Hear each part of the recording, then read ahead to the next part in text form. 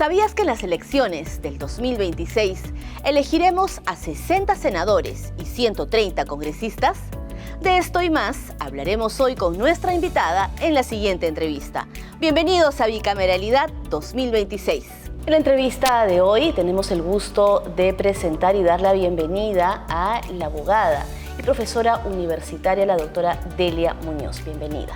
Buenos días, Perla. Muchas gracias. Estamos en Bicameralidad 2026 y queremos preguntarle para que nos ayude a poder tener bien informada a la ciudadanía y, por supuesto, a todo nuestro público que está conectado a nuestra señal sobre el retorno a la bicameralidad, norma recientemente aprobada por el Congreso de la República, y queremos saber para usted qué implica esta reforma aprobada y cuál es el significado para la política peruana y también para el sistema jurídico nacional.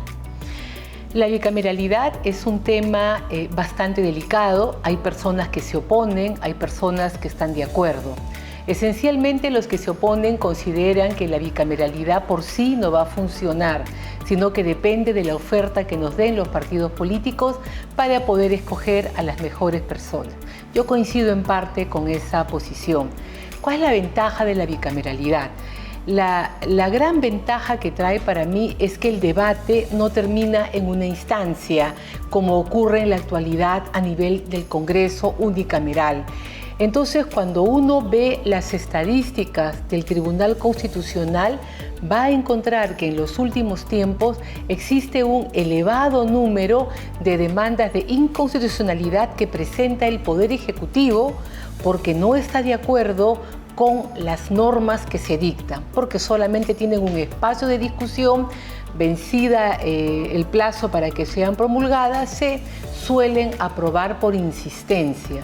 Entonces hay allí una necesidad fáctica de tener algún nivel de revisión de las normas que estamos dictando.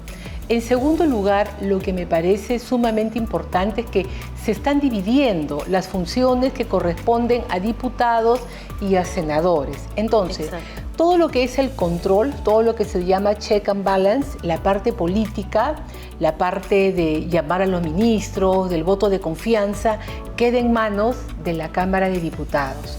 Pero todo el otro control, que es la elección y la selección de altos funcionarios, como son miembros del BCR, Contralor General de la República, el Defensor del Pueblo, magistrados del Tribunal Constitucional, pasa a ser responsabilidad o competencia de la Cámara de Senadores, donde es de esperar que tengan un mayor espacio para poder analizar las hojas de vida, los currículos de las personas que serían invitadas a ocupar estos altos cargos.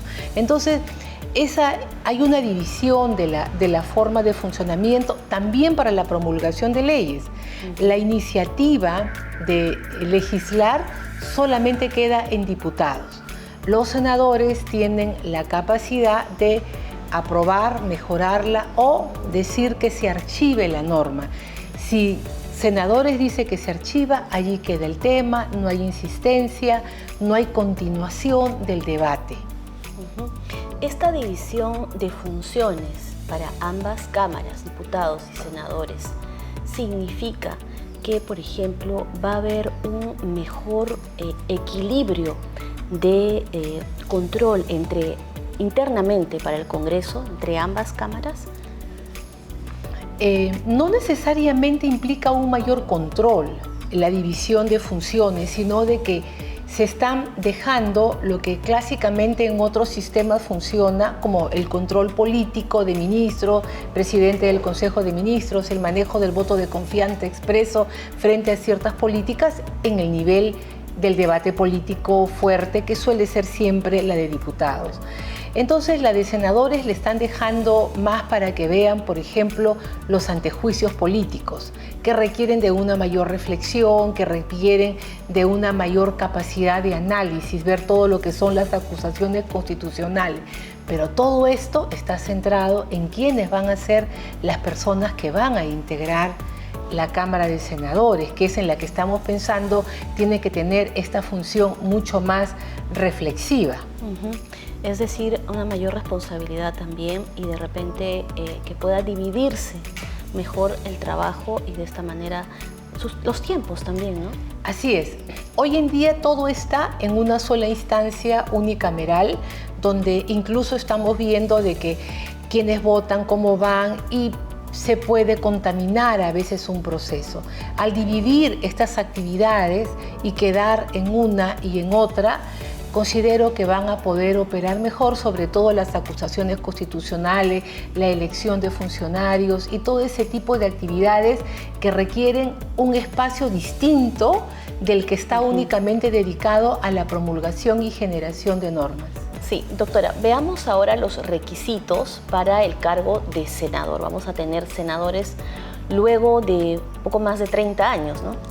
Sí, los requisitos son muy simples. ¿Por qué? Porque lo que se busca es la participación en general de cualquier ciudadano. Para ser diputado, 25 años y peruano de nacimiento. Para ser senador, 45 años, y si no tienes esa edad, haber sido antes o congresista o diputado. Entonces hay un grupo de personas que consideran que para ser senador se deberían de poner mayores exigencias. Pero esto es una cuestión que se discute mucho en el mundo, porque si ponemos maestría, doctorado, estaríamos de repente restringiendo la participación en la vida política de personas que tienen habilidades o cualificaciones más que suficientes. Acá lo que se va a necesitar es un filtro muy importante por parte de los partidos políticos para que realmente nos ofrezcan candidatos que tengan cualidades de conocimiento y también de alta autoridad moral. Y del número de senadores, doctora, en otros países es mayor el número de senadores. Acá vamos a tener 60, ¿no? Sí, nosotros tenemos una representación congresal bastante pequeña comparándola con otros modelos. Está previsto que se tengan 60 senadores y que van a tener además un sistema de elección muy interesante, porque va a haber un senador por cada repartición electoral, o sea, por cada región, más por el Callao. Y el resto, o sea, van a ser 27 los que se van a elegir de manera desconcentrada, y el resto va a ser elegido en lista única, es decir, que van a ingresar aquellas personas que obtienen la más alta votación entre todos, y esperemos de que eso sea un filtro bastante interesante. Estamos hablando de un cambio, definitivamente, luego de muchos años. Le voy a repetir que para muchos pues, esto va a ser una novedad. Entonces, desde su punto de vista, ¿qué impacto va a tener no solo en lo político, sino también en lo jurídico y en lo social?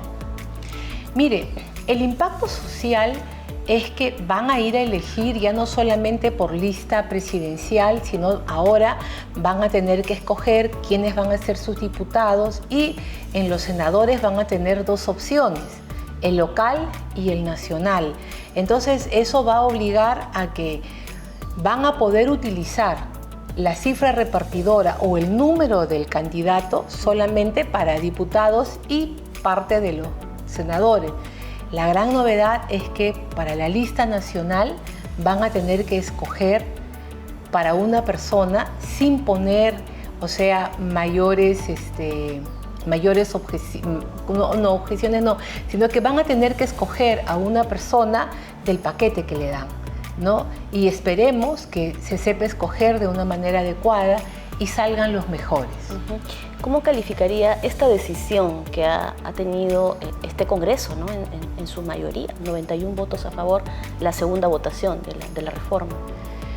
Mire, el gran debate se dio en la primera fase, cuando aprueban la norma. Incluso ese debate ha sido uno bastante amplio, porque muchos de los abogados que integran la academia, abogados litigantes, expertos, concurrieron a debatir ante la Comisión de Constitución. Entonces, el gran debate se dio en ese momento. Aprobada esa norma, hoy en día solamente quedaba o aceptarla o rechazarla, porque esa es la segunda votación, que tú en paquete aceptas o no la propuesta señalada. O sea, aquí ya no era posible cambiar nada. Y muchos dijeron, pero ¿cómo que están yendo a votar de frente sin debate? Ya no era necesario el debate, era solamente ratificar o no la aceptación. Ahora, a mí me ha parecido una votación interesante, han superado por un pequeño límite el porcentaje exigido, que era de 87 votos, lo cual demuestra que en determinados momentos se da la negociación política para aprobar ciertas medidas. Doctora, interesante poder tener una proyección, una mirada desde su punto de vista, ¿no? De cómo va a ser el panorama de aquí al 2026. De repente, algo que nos estemos olvidando, alguna reflexión final que usted desea hacer. Esta reforma constitucional no trae solamente el cambio de la bicameralidad. Trae, por ejemplo, la eliminación del voto de confianza cuando tenemos a un nuevo presidente del Consejo de Ministros, que es muy importante porque ese hecho ha sido motivo de mucha tensión política e inclusive hasta de cierre del Congreso. Entonces se está evitando allí una situación de conflicto o crisis política. Luego se está eliminando el tema de la edad para los miembros de la Junta Nacional de Justicia, tema que también hoy en día es fuente de una crisis política. Luego se están estableciendo mecanismos de cómo es de que debe de funcionar el voto de confianza que piden los ministros o que pide el propio Premier y la forma en la que éste tiene que operar de una manera expresa y directa.